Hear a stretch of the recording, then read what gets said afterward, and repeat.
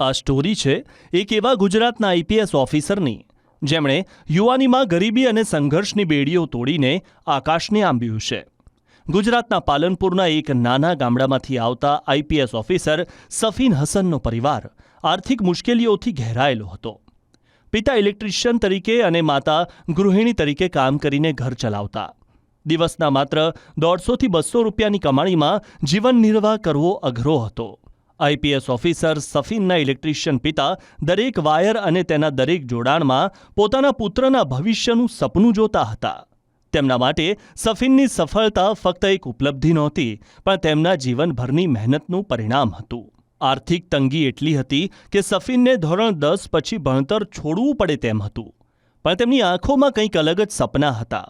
એ સપના હતા યુનિફોર્મ પહેરીને દેશની સેવા કરવાના. ટ્યુશનના પૈસા નહોતા, તેથી તેમણે જાતે જ મહેનત કરવાનું શરૂ કર્યું. તેઓ દિવસ રાત એક કરીને વાંચતા. આખરે સફીનની મહેનત રંગ લાવી.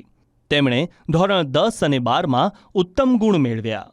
જો કે તેમનો યુપીએસસીની પરીક્ષાનો માર્ગ એટલો સરળ નહોતો. આખરે 2018માં તેમણે એ કરી દેખાડ્યું જે દરેક યુવાનના સપના હોય છે. માત્ર 22 વર્ષની ઉંમરે સફીન હસને યુપીએસસી પરીક્ષા પાસ કરી અને દેશના સૌથી યુવા આઈપીએસ અધિકારી બન્યા.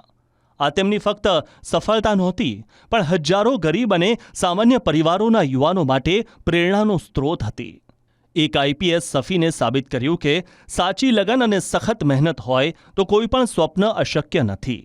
આજે તેઓ ગુજરાતમાં એક સન્માનીય આઈપીએસ અધિકારી તરીકે ફરજ બજાવી રહ્યા છે અને તેમના સંઘર્ષની ગાથા સૌને પ્રેરણા આપી રહી છે.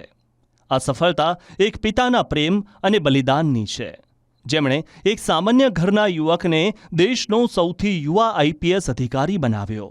આ સફર માત્ર એક વ્યક્તિની નહીં, પણ એક પરિવારના સંઘર્ષ અને સપનાની છે.